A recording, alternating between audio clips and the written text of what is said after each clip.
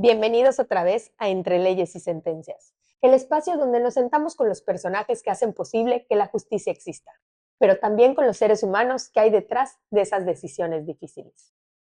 Aquí no solo se habla de derecho, se habla de vidas, de sacrificios, de convicciones profundas y de historias que merecen ser escuchadas. Hoy tenemos con nosotros a un hombre cuya vida está marcada por la excelencia académica, la disciplina y una profunda vocación por la justicia. El magistrado Juan Ramón Rodríguez Minaya es un referente en el Poder Judicial de la Federación. Ha ocupado todos los cargos posibles hasta llegar a ser magistrado de circuito, y su trayectoria está respaldada por distinciones como la medalla Alfonso Caso por haber sido el graduado más distinguido del UNAM. Pero hoy no solo queremos conocer su brillante currículum, sino al ser humano detrás de esa investidura, al padre, al hombre que ha tenido que vivir lejos con su familia, al que no pudo estar presente para apoyar a su esposa durante su parto por el servicio, los nacimientos de sus hijos de forma prematura. Magistrado, bienvenido a Entre Leyes y Sentencias. Es un honor tenerlo con nosotros. Para comenzar, cuando usted se quita la toga y sale del juzgado, ¿cómo es su vida? ¿Quién es Juan Ramón Rodríguez Minaya fuera del ámbito judicial? Bueno, antes que nada, agradezco la invitación a este espacio y soy un mexicano como cualquier otro, lleno de amor por su país. Los lugares donde me he estado sirviendo al Poder Judicial me han hecho ver diversas culturas y amar más a mi país. Me encanta las distintas floras, faunas, ecosistemas que tenemos, las artesanías que tenemos a todo lo largo y ancho de la nación. Y cuando me quito la toga, pues llego a mi casa, descanso, veo alguna serie, a veces los fines de semana canto, me gusta cantar solo con karaoke en mi casa, de todo tipo, Ajá. incluyendo hasta música extranjera. Ah, No porque lo conozca, pero me gusta. qué padre, qué increíble. Bueno, antes de comenzar, ¿vino o carajillo? Carajillo, Claro. gracias. Bueno, empecemos. No sé si nos puede hablar un poco de su carrera judicial. Como lo mencionamos ahorita en la introducción, actualmente usted se desempeña como magistrado. Hay muchas personas que aún no entienden la diferencia entre juez y magistrado. ¿Podría explicarnos? Sí, claro que sí. Una persona juzgadora es quien lleva los procesos en Ujú. primera instancia. Es prácticamente con quien se presenta la demanda y se llega a un proceso y la sentencia. Todo proceso tiene su planteamiento de la litis, sus pruebas, sus alegatos, se acaba con una sentencia. Los tribunales colegiados somos órganos de segunda instancia que precisamente analizamos todo ese caminito que hace el juez dentro de un proceso, lo vemos a través de los recursos, ¿sí? Recursos intermedios o recursos ya en contra de la sentencia, ¿sí? Son diversos Oh, recursos. ok. Entonces, esa sería una de las principales diferencias. Son órganos de primera instancia y órganos de segunda instancia. La otra diferencia es que por lo regular los juzgados son órganos unipersonales y los órganos de segunda instancia mayoritariamente se trata de que sean órganos colegiados porque en la mayoría de las veces son órganos terminales. Entonces, sería una de las diferencias.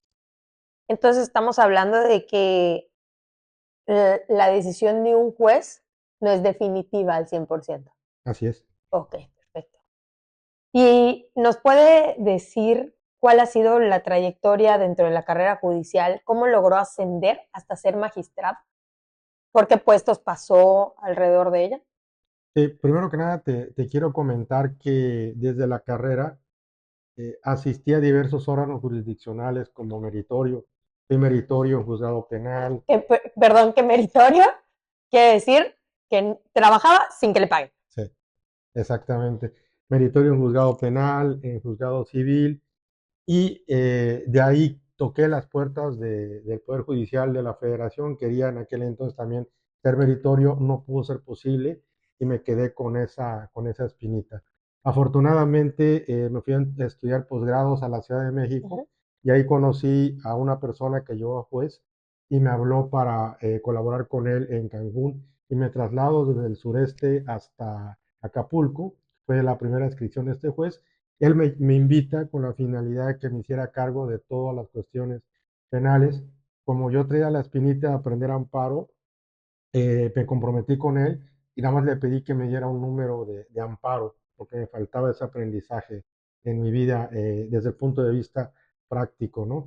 Y así, después que agarré experiencia en amparo, finalmente le pedí que pues, me pasara completamente amparo porque me fascinó bastante.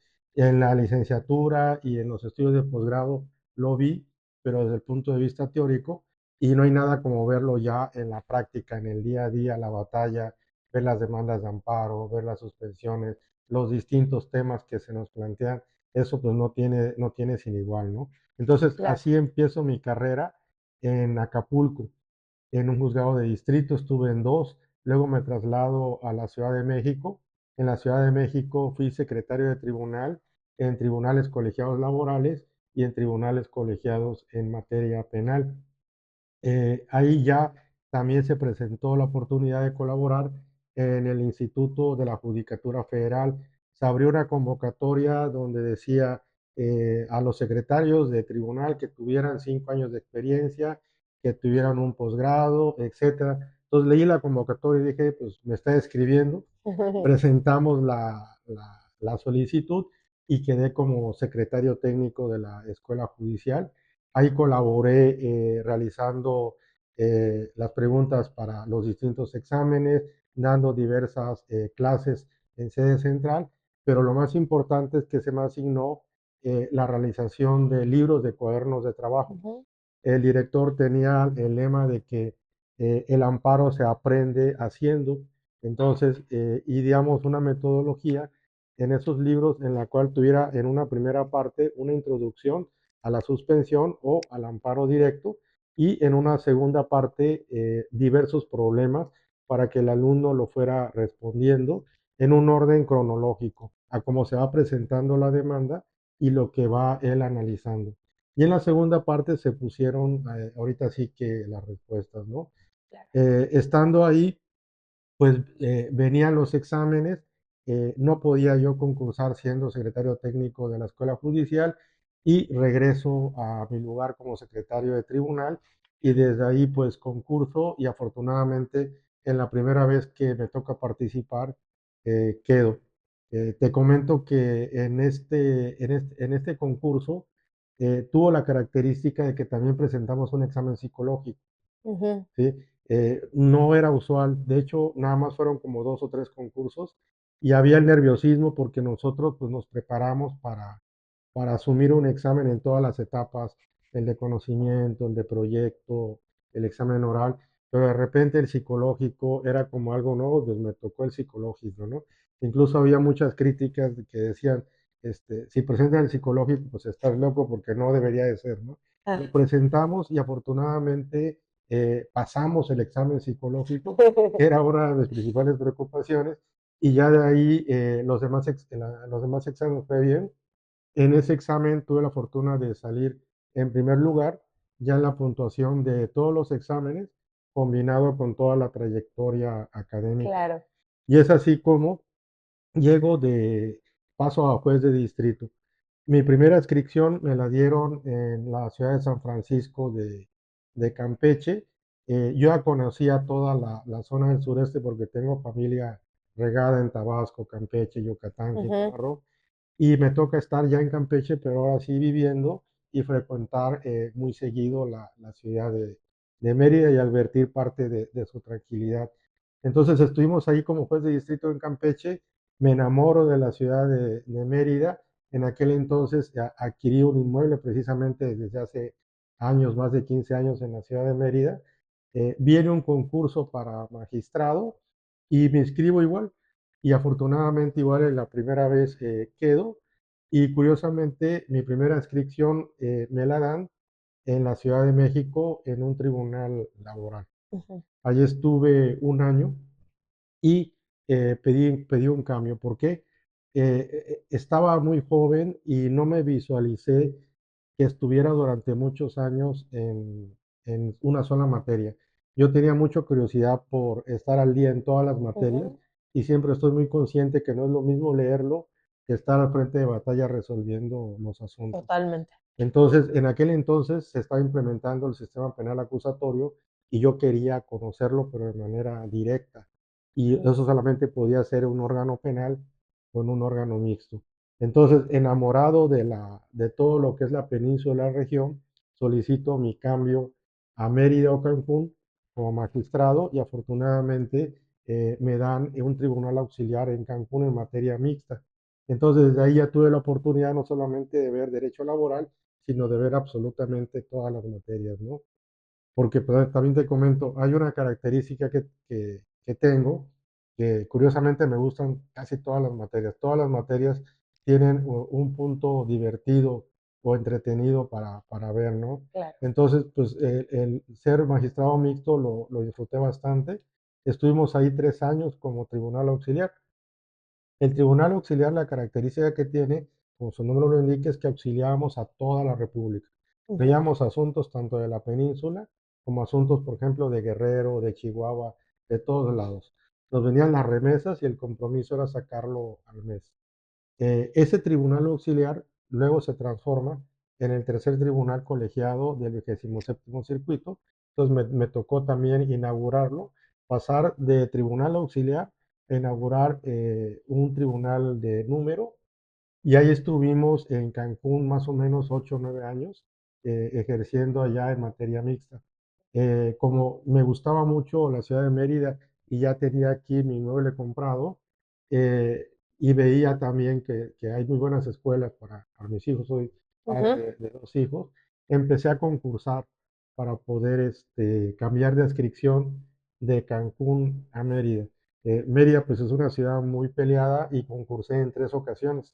Obviamente pues por puntaje mis compañeros me ganaban muchas veces por cuestiones pues de mayor antigüedad, etcétera, Claro. ¿no? Entonces, pero tenía que llegar hasta que por fin llegó el momento en donde ya tenía el puntaje más alto y aquí salieron 2 vacantes, la vacante en materia laboral y la vacante en el Tribunal Unitario Unitario. de aquí de Mérida, ¿no? Y pues yo siempre he sido muy curioso y me gustan los retos. Entonces yo dije, pues ya fui juez de distrito, ya fui magistrado de tribunal auxiliar, ya fui magistrado en tribunal especializado, ya fui magistrado en tribunal mixto, pues ahora me tengo que conocer lo que es un tribunal unitario, Claro. que es otro tipo de competencia de apelación con amparo indirecto y metí mis papeles para concursar en esa plaza y afortunadamente ahorita sí quedé y me mandaron como magistrado del Tribunal Unitario aquí a Mérida, en donde estuve 4 años antes de que se transformara en Tribunal Colegiado de Apelación. Claro. Y los disfruté muchísimo, la justicia unitaria, sobre todo con el equipo que me tocó tener en el tribunal. Fue muy padre la empatía que tuvimos todos en el trabajo. Cuando el tribunal unitario se transforma en colegiado, pues me nace la inquietud de regresar otra vez al amparo, ¿no? Ujú. Y no había espacio en aquel entonces aquí en Mérida, entonces decidí pues pedir un órgano mixto en materia de amparo y me dan la adscripción en La Paz. Ahí estuve un año en esa bella ciudad Ujú. igual, conociendo gente maravillosa, es un paraíso, igual conociendo materia mixta, todas las materias. Luego surge la oportunidad aquí y regreso finalmente a Mérida, al Tribunal Colegiado en materias penal y administrativa, ¿no? Entonces paso de mixto a conocer estas dos materias, ¿no? Yo siempre he sido penalista porque estudié la maestría en ciencias penales en el INACIPE y la maestría en Derecho la estudié en UNAM precisamente con especialidad en materia constitucional administrativa. Entonces la característica del tribunal donde estoy ahorita es que curiosamente tiene las dos materias en las cuales yo me formé en estudios de posgrado, ¿no? Sin demérito de que en todas las demás pues he tratado de dar siempre lo mejor en la materia laboral, en la materia civil, pero ahorita tiene esas características y la verdad que lo estoy disfrutando mucho, porque vengo de mixto a quedarme con dos materias, entonces sí, lo estoy disfrutando bastante. Increíble. Y tengo una pregunta. ¿Qué sintió cuando salió en su primera lista de juez y en su primera lista de magistrado? No, pues fue una emoción tremenda. Muchos compañeros te lo podrán comentar. Ese día uno no duerme, porque se publica en el diario oficial, se publica a medianoche y uno está esperando la publicación. Entonces, pues obviamente de entrada una alegría indescifrable y el desvelo de estar esperando. Y ese día, pues ya después de desvelado, pues ya uno no acaba durmiendo. Ya Ujú. se la pasa directo Sí, hasta el día siguiente con claro, la emoción de haber salido en la lista, ¿no? Es una emoción haber culminado los diversos exámenes y aparecer en esa lista. Sobre todo en el primer concurso para juez, nada más fuimos 12 los sí, que quedamos en la lista. Ya para magistrados fue un poco más. Entonces, la característica es que en diversos exámenes ha habido diversas vacantes, ¿no? ujú, Entonces, en la de juez me tocó poco, en la de magistrados me tocó una convocatoria un poco más amplia de 50 lugares, pero siempre, dependiendo de las necesidades del servicio, se hacían esas convocatorias para llenar ahorita sí los diversos huecos, tanto de creación de nuevos órganos como de las jubilaciones que se iban generando. claro. Y bueno, a lo largo de esta larga carrera que nos acaba de comentar, pues ha vivido en distintas ciudades. Mi pregunta es, ¿cómo ha sido para usted adaptarse a esas mudanzas constantes? ¿Qué impacto ha tenido en esa vida, tanto en lo personal, familiar y laboral? En lo personal, es un punto que sí es delicado para el aspecto familiar. ¿Por qué? Porque cuando se dan estos cambios, no se dan en periodo escolar, sino se dan precisamente conforme a las necesidades del servicio. Por ejemplo, si ahorita viniera un cambio, a lo mejor no coincide con el periodo escolar, entonces siempre en los cambios me iba yo primero Ujú, a buscar lugar donde vivir, etcétera, y ya luego me alcanzaba mi familia. Mi familia siempre ha tratado de estar en todos los lugares conmigo, claro, sobre todo cuando mis hijos eran pequeños. Entonces, sí, ese desprendimiento inicial es pesado, pues uno se mete en el trabajo y en el tiempo libre trata de hablar con ellos, ¿no?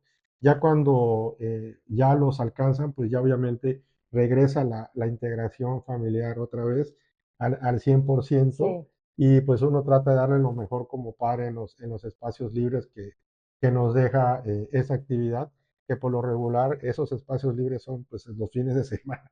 Entre semanas se complica bastante. claro. Nos gustaría que nos cuente sobre uno de los momentos pues más sensibles de su vida. Yo creo que es algo que lo marcó mucho.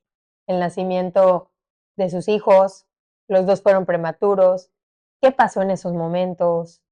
¿Dónde estaba? ¿Qué vivía? Sí, te comento exactamente, mis hijos fueron hijos prematuros. En el primero, mi esposa, por ejemplo, fue a presentar la licencia apenas y, pues ese día mi hijo sacó un pie, literalmente porque el servicio médico lo auscultaron y tenía un pie de fuera y nos fuimos de emergencia al hospital y fue un parto totalmente de emergencia y fue muy presionante, muy difícil su primer embarazo porque tuvo preeclampsia y también lo mismo, pues las labores de Súper parto, mi peligroso. hijo pues ya lleva rato sin el líquido amniótico y sí salió un poco pues morado. Claro. Entonces pues ante las nalgadas le daban y daban, no lloraba hasta que por fin hasta que por fin lloró, ¿no? Sí, Entonces debe ser muy estresante. fue como de emergencia y tuvimos esa característica. El segundo embarazo de mi esposa fue peor porque desde el quinto mes tuvo un desprendimiento de placenta y le recomendaron reposo absoluto. Entonces, sexto, séptimo y octavo vivimos con la preocupación de que fuera o no a abortar, pues obviamente estamos ilusionados con tener en Claro. este caso, a una niña. ¿Sí? Ah, A mi beba. Entonces, pues pasó por distintos tratamientos, tuvieron que darle un tratamiento para que él pudiera madurar los pulmones a mi hija por si se daba el evento de un desprendimiento total. Entonces, afortunadamente llegó al octavo mes y ya fue a parto programado y ahí estuvimos con ella en su parto, pero en aquel entonces era secretario de tribunal y no había lo que ahora existe, que es la licencia de paternidad, claro, sí. ¿sí? Entonces me tocó como empleado pues pedir permiso y ese día me dieron permiso de llegar tarde. El parto fue a las 8 de la mañana, estuve presente, esperé a que saliera todo bien, vi a la niña, la saludé, la niña pues obviamente a los cuneros, me despedí de mi esposa y a Y a regresar a trabajar. trabajar porque eran otros tiempos en donde la disciplina era primero y el trabajo era primero, y en aquel entonces era impensable considerar que podía darse una licencia De de paternidad. paternidad, ¿no? E incluso, pues, hasta se podría hacer que se viera mal. De hecho, mis hijos estuvieron en guardería del Poder Judicial de la Federación, ahí en San Lázaro. Ujú. Ambos estuvieron en guardería y, por ejemplo, cuando mi esposa dejó de trabajar, inmediatamente me los dieron de baja, porque ellos en aquel entonces lo que alegaron es que era una prestación para la mamá, Uh, no para el varón. Entonces, como es una prestación para la mamá y ya y si la había. mamá ya no trabaja, Exactamente. Entonces me tocó claro, en aquel entonces hacer un atento escrito al consejo, desarrollando esas cuestiones de equidad de género, etcétera, ¿no? Y que pues obviamente estaba de por medio pues la educación de claro, ellos, ¿no? No puedes sacar a un niño a mitad de un ciclo escolar nada más porque ella deja de de trabajar. trabajar. Y afortunadamente pues tuvo eco en el Consejo de la Judicatura y lo repensaron y posteriormente se modificaron esas normas para también establecer que la prestación no solamente era para la mujer, sino también para el hombre y que no tenía nada que ver que la mujer saliera de trabajar, Claro, ¿no? Entonces me tocó también ahí hacer brecha con ese tipo increíble. de prestaciones. Ah, y en esta experiencia como padre, en medio de una carrera tan exigente como la que nos está contando ahorita, ¿qué ha aprendido sobre la paternidad, tanto en la distancia y en el reencuentro? He aprendido que los asusté. De veras, yo tenía la ilusión de que mis hijos siguieran mis pasos, ser abogados, y yo creo que precisamente vieron todo ese sacrificio, ese tiempo que les Sí. quité, y yo creo que los asusté, y por ejemplo, mi hijo pues estudió a estudiar algo diametralmente distinto, economía, mi hija Sí. está estudiando hoy psicología, ¿no?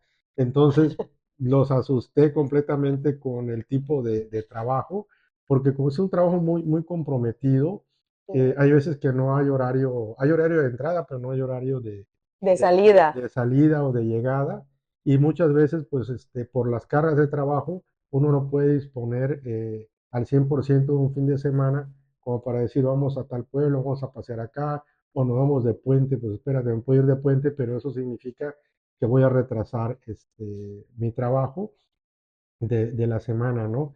Entonces, como padre sí ha sido difícil, he tratado de darles todo el cariño que he podido, pero sí es un trabajo bastante exigente en ese aspecto. No sé cómo serán otros, a lo mejor el de médico es tantito peor, porque también ahí pues Yo creo que obviamente es muy similar.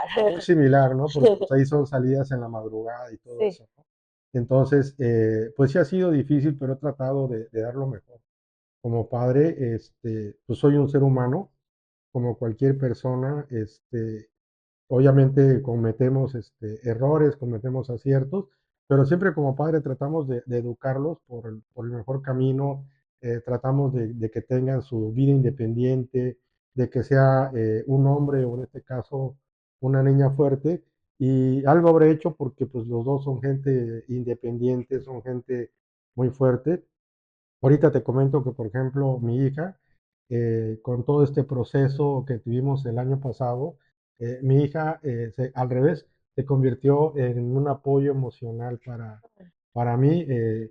Después de que nació prematura y que tuvimos mucha preocupación por el aborto y que la despertamos para darle la onza de leche porque tenía que comer y estaba muy pequeña, ¿no? Entonces, esa niña que era tan pequeña, hoy por hoy es una niña que sigue siendo pequeña de estatura, pero tiene una fortaleza increíble, ¿no? enorme, Entonces, hoy en día, pues, se ha convertido, pues, en un apoyo vital en mi vida, precisamente en estos momentos, ¿no? claro. Gracias a ella, el año pasado abrí redes que no tenía, me apoya en algunos videos, con algunas ideas dentro de su tiempo libre, ¿no? Ujú. Entonces, pues, algo bueno habré hecho que Los dos son gente honrada, gente decente, estudiantes comprometidos. Y como padre, pues espero que culminen sus carreras y pues lo que quiere todo padre para sus hijos, ¿no? Claro, Que les vaya súper bien. claro, Que sean y va a felices, pasar, va a ver. sobre todo. Este, bueno, en su currículum vimos que tiene una sólida formación académica. ¿Qué lo motivó a continuar estudiando tantos años e involucrarse en la docencia, la escritura y la formación de nuevas generaciones? Yo soy producto de la educación pública y Ujú, una de las cosas que siempre me han inspirado son mis profesores. Tuve la fortuna de tener excelentes profesores en todos los niveles. Dentro de la licenciatura, habían profesores que destacaban unos más que otros y empecé a investigar cuál era la razón, qué formación tenía y efectivamente me di cuenta que destacaban porque habían estudiado posgrados. ujú, Sí, en aquel entonces no había posgrados en todos lados de la República, había que trasladarse a las ciudades grandes. Entonces sí vi una diferencia en sus distintas capacidades, desde la forma en que daban clases, etcétera, ¿no? De cómo trabajaban, las demandas que podían hacer, etcétera. Entonces todo eso me inspiró a decir, bueno, ya acabé la licenciatura, pero necesito continuar porque pues algún día quiero ser como ellos. Entonces, ellos fueron de alguna manera mi inspiración, ¿sí? Para seguir adelante. Y afortunadamente logré una beca de la universidad para estudiar el posgrado en la Facultad de Derecho de la UNAM. Y estando en la Ciudad de México, Fundación Telmex se crea y fui de los primeros becarios de Fundación Telmex y aproveché para estudiar al mismo tiempo en el INACIPE una maestría en ciencias penales. En la mañana una y en la tarde otra. Ya estando obviamente en la UNAM, empecé a tener preocupación por los diversos problemas que tenía nuestro sistema jurídico y empecé a escribir en las distintas tareas que nos dejaban en la maestría, que les denominaban tesina. Por lo regular ujú. dejaban una, dos o tres tesinas que eran calificadas rigurosamente y de ahí agarré, pues, obviamente, la costumbre de empezar a escribir y me empezó a gustar también la escritura. Es una forma de pensar distinto, de crear, ¿no? Hay quien dice que cuando uno habla se divierte, pero cuando uno escribe piensa. Entonces, todo eso me inspiró y pues obviamente una de mis finalidades era, si estaba haciendo un posgrado, era que alguna de mis tesis se convirtieran posteriormente en un libro. Con la tesis de maestría no lo logré, pero con la tesis de doctorado sí. Mi tesis de doctorado en la Facultad de Consignación de la Suprema Corte de Justicia de la Nación y cuando la terminé, la sometí a consideración de una editorial quien hizo favor de publicármela. Pero Wow. siempre me ha gustado la investigación, sobre todo de los asuntos raros. ¿Sí? Yo siento que hay que escribir en México sobre dos cosas, sobre los asuntos de los que nadie habla, que son raros, hay que hacer teoría de ellos, y sobre pedagogía, es decir, cómo enseñar derecho. Son los dos puntos que a mí me interesa tanto la investigación de figuras raras Ujú. como cualquier investigación tendiente a enseñar un área específica del derecho. Me convence mucho eso del hacer haciendo. Entonces son como mis dos ramas favoritas de la investigación. Claro. ¿Y nos podría decir qué valores personales lo han guiado a lo largo de su carrera para alcanzar los logros que ha conseguido, tanto afuera como dentro del Poder Judicial de la Federación? Bueno, en este caso, como bien dicen, los valores se aprenden en la casa. Entonces, en mi casa esos valores siempre fueron honestidad, disciplina, siempre verdad y siempre estar dentro del marco de la ley. Esos valores me los enseñaron mis padres y he tratado de llevarlos conmigo, de practicarlos siempre y de inculcarlos, en este caso, a mis hijos, ¿no? Claro. Son esos valores y gracias a esos valores soy lo que soy porque pues tuve una niñez bastante disciplinada, ¿no? Ujú. Conforme a los padres de antes, que era la disciplina de la chancleta. Ujú. Claro. Y en este largo camino que nos ha contado, ¿hubo en algún momento en el que pensó en dejarlo todo? ¿Cómo superó esos momentos de duda o de agotamiento si los hubo? Porque pues es algo muy estresante el trabajo, o sea, el trabajo en el Poder Judicial. Entonces, Sí, sí me sí. queda la duda. Como ser humano, siempre uno tiene espacios de reflexión sobre lo que le trae los distintos caminos de la vida, ¿no? Entonces sí he pasado por ciertos momentos de esa naturaleza, pero lo que me ha fortalecido en este caso, pues es la familia, tanto mis padres, que afortunadamente ambos viven, y tanto mi círculo, que es mi esposa, y sobre todo mis hijos, la fortaleza de ellos. Te comentaba que precisamente uno como padre, como ser humano, obviamente puede flaquear, pero muchas veces los hijos hacen que venga esa fortaleza, porque a veces ellos son mucho más fuertes que nosotros o nos recuerdan que uno debe de recuperar esa fortaleza, ¿no? Están ahí como para levantarte emocionalmente. Claro. ¿Y cómo ha evolucionado su concepto de justicia y vocación a lo largo de todos estos años de servicio? ¿Ha visto alguna evolución? Sí, el derecho, siempre digo a mis alumnos, el derecho no es una ciencia exacta. El derecho no tiene verdad o falsedad. Lo que hay es validez, Ujú. interpretaciones válidas e interpretaciones que no. Entonces, como no hay una verdad, lo cierto es que nosotros, como abogados y dentro de la institución de que es el Poder Judicial, innegablemente vivimos evolucionando en todos nuestros criterios. Si tú ves una sentencia de la octava época, eran sentencias muy breves. De repente, en la novena época, que fue en donde yo entré a la carrera judicial, eran sentencias muy largas, en donde había mucha investigación y nos tuvimos que acoplar a esa circunstancia, ¿no? Pero vienen nuevos cambios, vienen nuevas tecnologías y vienen reacomodos en las estructuras de la sentencia y vienen nuevas ideas que antes no existían. Por ejemplo, la idea de un lenguaje más claro Claro. para estar más cercano a la ciudadanía, la idea de un lenguaje inclusivo, que eso en los años 90, pues obviamente pues no se hablaba de esos temas, que hoy en día están sobre la mesa. Y todas esas nuevas circunstancias hacen que la persona juzgadora también vaya evolucionando. Y eso es muy importante. Nosotros como personas juzgadoras no somos un producto acabado. Nosotros evolucionamos conforme evolucionan las normas, evolucionan las tecnologías, los modos de hacer las cosas, pero siempre tratando de darlo mejor, ¿no? Hoy por hoy, si tú vieras una sentencia que yo hice, por ejemplo, como juez de distrito, Ujú. y vieras una sentencia que hice en el Tribunal Auxiliar y una sentencia del Tribunal de Cancún a las de ahora, pues vas a notar que pues sí hay Una gran diferencia. una gran diferencia y una evolución en esos cambios. Hemos pasado sobre todo del formalismo a una justicia mucho más sustantiva. La reforma en materia de derechos humanos nos revitalizó a nosotros como juzgadores. El impacto de que la Corte Interamericana nos obligara a adoptar el control de convencionalidad transformó todo nuestro entendimiento del juicio de amparo, pero para bien. Sí. Entonces, todo eso nos ha hecho evolucionar y hoy por hoy creo que es un poder judicial mucho más fuerte, mucho más apegado a los derechos humanos, no solamente los que están en la Constitución, sino también los que están en la Convención Americana. Se habla de temas que antes no hablábamos, hablamos de un diálogo jurisprudencial con otros países.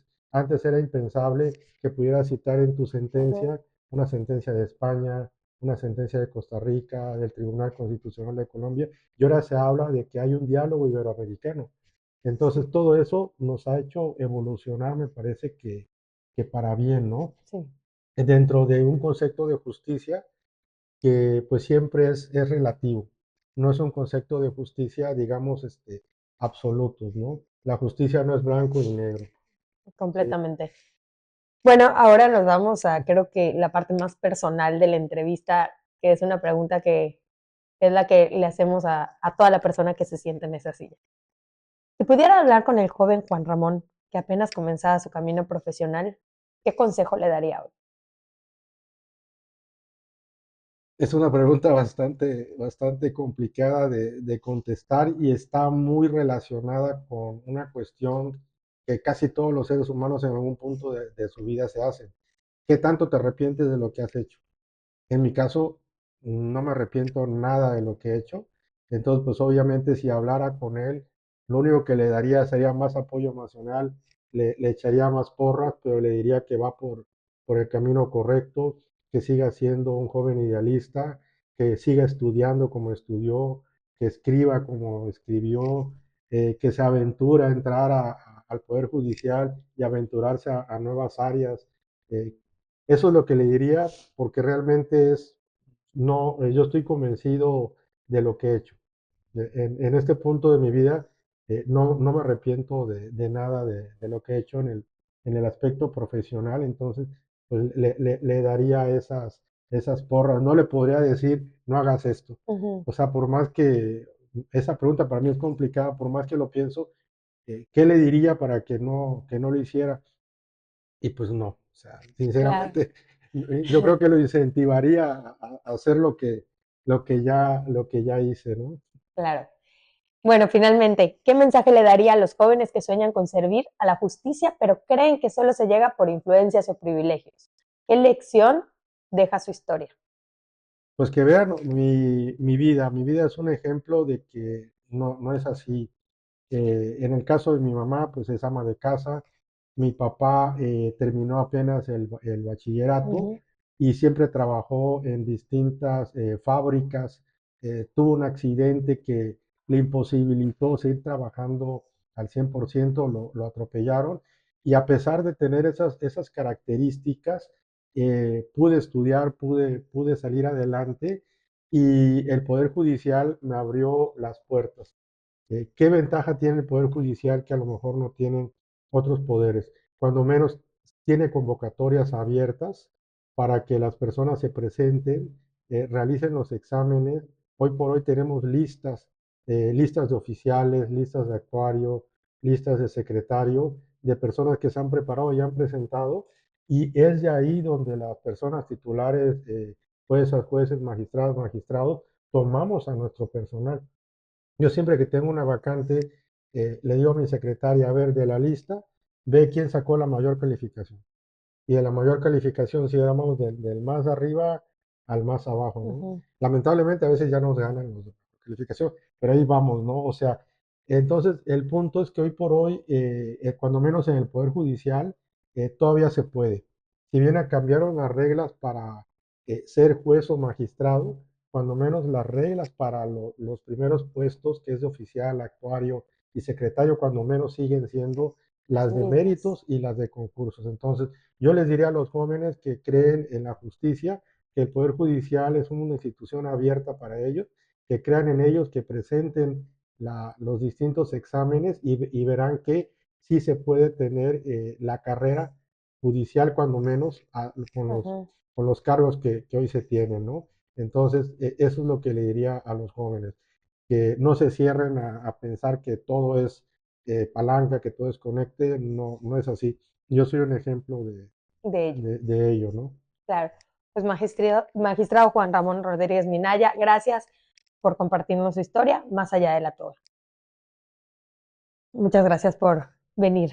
No, gracias a ti y gracias a las personas que vean en este caso el programa y gracias a todo el equipo que te acompaña. Bueno, recordarles que la justicia siempre se ejerce con el corazón. Y ahora le pregunto a ustedes, que nos están viendo y escuchando, ¿puede alguien impartir justicia si nunca ha recorrido el camino completo, si no conoce el peso del esfuerzo ni ha sentido en carne propia lo que es servir? Queremos leerlos en los comentarios. Esto fue Entre Leyes y Sentencias. Si te inspiró este episodio, compártelo, dale like, suscríbete y ayúdanos a que más personas conozcan que la justicia se construye con vocación, no con atajos. Gracias.